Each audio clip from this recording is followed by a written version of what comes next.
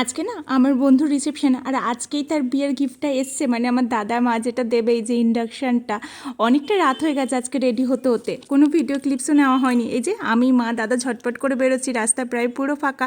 আর এই যে গিয়ে দেখি দুটিকে কি মিষ্টি লাগছে দেখো, চলো ওদের সাথে একটু ফটো তুলে নিই, ভিডিও করে নিই, তারপর সোজা যাবো আজকে চিকেন পকোড়া স্টলে, কারণ বিয়ের দিনে ছিল আমার মঙ্গলবার, সেদিন তো আমি চিকেন পকোড়া খেতে পারিনি। আর আমরা বন্ধুর সব মাথাগুলো এক জায়গাতে থাকলে ঠিক এরকমই করি, ফুচকার মধ্যে চিকেন পকোড়া ভরে আমরা ট্রাই করছিলাম। আর তারপর সবাই চলে গেছিলাম, সব বন্ধু বান্ধবীরা চলে গেছিলাম ফটো তুলতে। আর এই যে এখানে সব মায়ের এক জায়গায় আছে, এখানে না আমি কান্নাকাটি করছিলাম একটু, কারণ নতুন বউ কাঁদছিল, আর ওকে দেখে আমারও কান্না পেয়ে গেছিলো, কারণ দুদিন পর তো আমাকেও চলে যেতে হবে, এত মনটা খারাপ করছিল। আর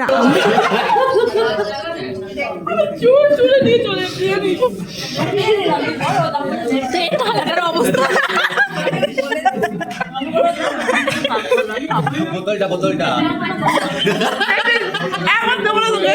আমরা যখন সবাই এক জায়গাতে থাকি না, এরকমই হয়, সবাই আমাদের দিকে দেখছিল, তাতে ক্ষতি কি বলো?